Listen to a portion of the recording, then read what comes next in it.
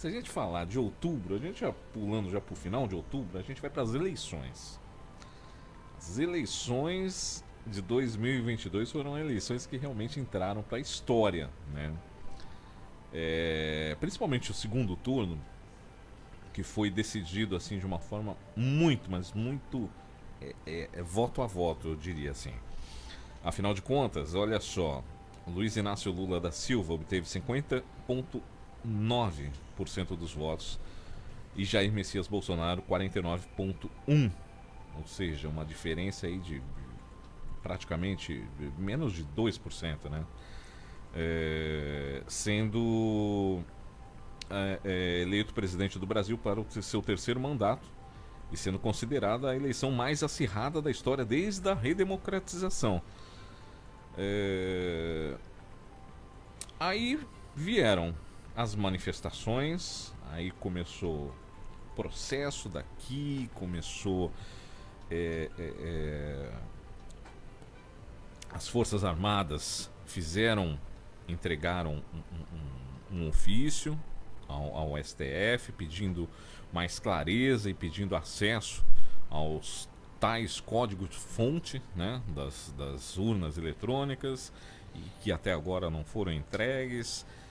Você, Baduris, você como advogado, você como eleitor, o que você espera dessa juridicamente assim dessas eleições? Você acredita que o STF, ou melhor, no caso o Tribunal Eleitoral, o Supremo Tribunal Eleitoral, o STE, ele vai dar alguma resposta assim contundente, uma resposta clara sobre aquilo que foi pedido pelas Forças Armadas, que é o tal do código-fonte, que é o acesso a esse código-fonte, né? Tem, parece que 17 milhões de linhas, se eu não me engano. Diz que esse é que é o X da questão. Parece que esse é que é o grande embrólio das urnas eletrônicas, que ninguém teve acesso a esse código-fonte. Você acha que existe a possibilidade ainda de ser aberto essa caixa preta aí? Você veja bem, Álvaro e os amigos que nos ouvem. Essas eleições elas foram marcadas por fatos que já vêm de outrora, fatos esses lamentáveis, fatos esses que, de uma maneira ou de outra, envergonham, né, o povo brasileiro. Com certeza. Quando nós pensamos em uma democracia, e esse, né, seria uma bandeira, principalmente estampada na nossa Constituição Federal, que é de 1988, e todo o regramento da nossa Carta Magna verte justamente na figura dos três poderes conviverem harmoniosamente. Até os sistemas check and balance, que, como nós dizemos, que cada poder não influencia um no outro, mas eles se balanceiam. Sim. E realmente com autonomia e funções completamente diferentes e evidentemente tendo que ter um respeito entre cada qual. Uhum. Nós vivemos num país, né, no Brasil 2022, onde que o Supremo ele não faz a função dele de julgar. O Supremo ele legisla e o Supremo ele exerce atos de executivo. Então, quando nós imaginamos o transbordamento dessa característica inerente, por exemplo, ao Poder Judiciário, que afeta em si o rumo de tudo. Sim. E nós não estamos falando aqui de algo binário, como, por exemplo, o que nós assistimos lamentavelmente também nesse terreno semiárido da internet, como se fosse uma luta entre esquerda e direita, como se fosse vermelho contra o azul. Na verdade, binário. Um precisa do outro. Sim. Né? O brasileiro ele costuma brigar com quem está ao lado, às vezes conhecendo ou não, às vezes da família ou não, enfim, no ambiente de trabalho, em qualquer lugar, se põe a discutir política, na verdade deveria estar discutindo a coleira e não a cor dela. O que representa de fato para eu, para minha família, para os meus, para o Álvaro, os seus e de todos nós que nos escutam, nos dão essa alegria. Os impactos de uma nação que, de cabeça para baixo, ela é governada e com todas essas anomalias. Isso que deveria, né, nós repensarmos a respeito. Sim, sim. Nós temos ministros do STF que se põem a estar numa queda de braço. O presidente da República, por um outro lado, né, também retalia nessa questão. E no meio disso está o povo brasileiro. Que é o maior prejudicado. Maior prejudicado. É.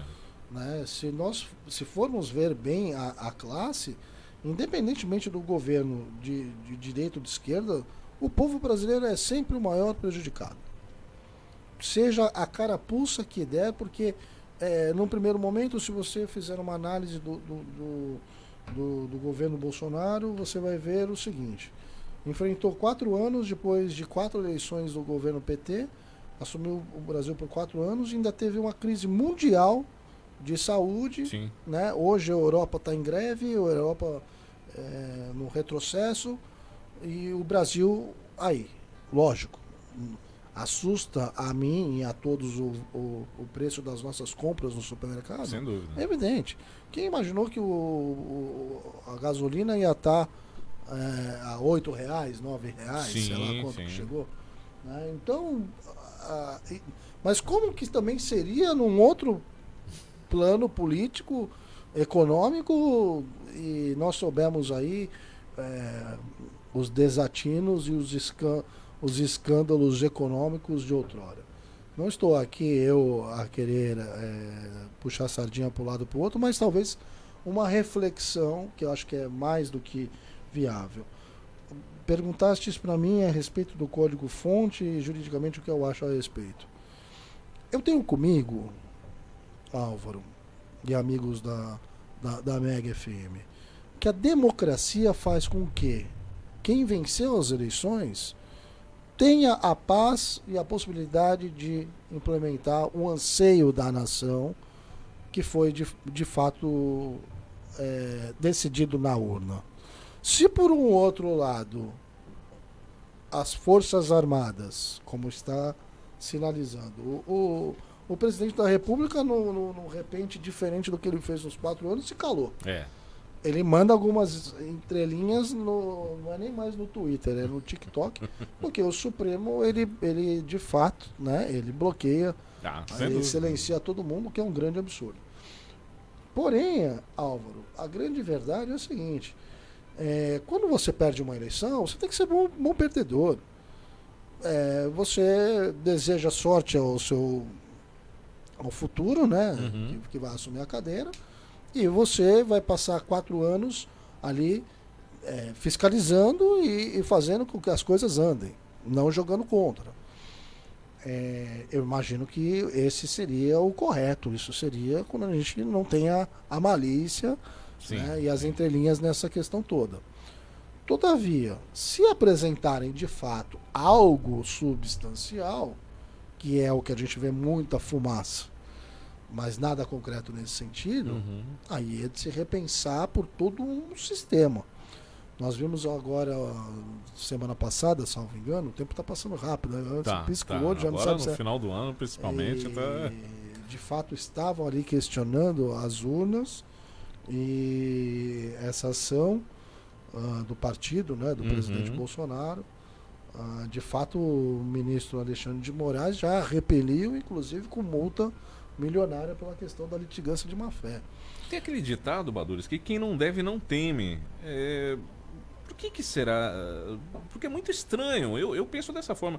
Tudo bem, está tudo tão certinho, se a urna é tão perfeita, se o sistema eleitoral brasileiro é tão um exemplo para o mundo, como eles gostam de falar. Por que não abrir? Tá aqui, gente. Qualquer um pode fiscalizar. Qualquer um. Tá aqui o código-fonte. Entra, olha, vê como é que é. Mas eles não fazem, não existe essa transparência. Exatamente. Quando a gente pensa em algo público, a transparência deveria estar um passo adiante. antes da gente terminar, o poder público já deveria Sim, estar totalmente transparente exatamente. em todos os aspectos. É o que a gente menos vê, é o que a gente menos enxerga. E é onde que fica tal, assim, uma situação que a gente não sabe o que, que vai ser, o que, que não vai ser. Assim, existem várias pessoas hoje que estão na frente dos quartéis, que fizeram manifestações democráticas, tudo que não envolver atos de vandalismo e de Claro. fato quebra-quebra é válido. Sim, Tá previsto na Constituição Federal. sim. Né? Se a pessoa que está lá é um bobo, não é, aí vai do métier, de quem é que está analisando essa questão. Uhum. O que está ali protestando está com a bandeira nas costas e achando que está fazendo certo. O que está criticando é porque venceu as eleições. O que de fato colocaria um ponto final nessa hecatombe seria de fato o STE dar o código-fonte e mostrar a lisura disso tudo. Mas existe esse jogo de braço que faz com que tudo isso fique numa interrogação. É. Ou seja, a questão binária continua. E não se resolve isso. Então vai se dar sempre uma possibilidade, uma margem de contestação, de que se houve lisura nas urnas todos os dias. Duvido que ninguém tenha aberto, por exemplo, os grupos de WhatsApp hoje e não tenha visto algo nesse sentido. Você abre o Twitter, tá isso aí todos os dias. Verdade. Agora, democracia. Qual que é a profundidade desse tema? Né? Quando você vê uma pessoa sendo arbitrária com outra e você se cala, você também não está sendo democrático. Você também está dando um passo se aliando ao tirano. Sim. Quando alguém te silencia e você deixa isso acontecer, e você também... Opa, peraí. Ele tem o direito de falar o que ele bem entender. Pode ser completamente errado, mas o direito existe. Claro. Então, quando você se cala, você também está lidando com opressão. Exatamente. Então, as conveniências disso tudo é que é o grande problema. Agora, eu gostaria muito, particularmente, até mesmo para estancar essa celeuma toda, sim. que fosse mostrado o código-fonte.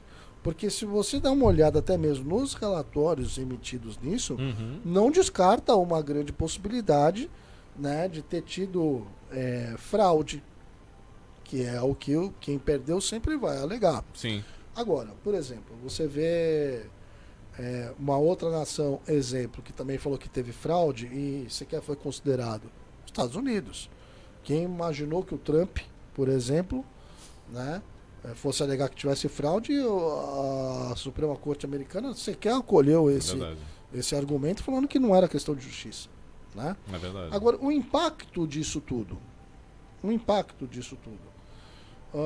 você acha, por exemplo, que o Putin, por exemplo, estaria em guerra se o Trump fosse o presidente americano atualmente? Eu tenho muitíssimas dúvidas.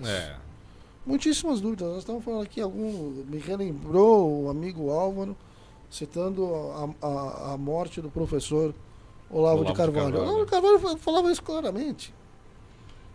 Né? Até mesmo que a filosofia nasce do inconformismo da realidade. Quando a gente não consegue enxergar, começa aí a filosofia, e ele falava claramente isso. Então, depende muito do ponto de vista de quem está lá e o que isso acomete ao redor. Todo o poder emana do povo. Isso é inegável. Agora, o poder está sendo exercido corretamente com os anseios do povo brasileiro? Nem por um, nem por outro.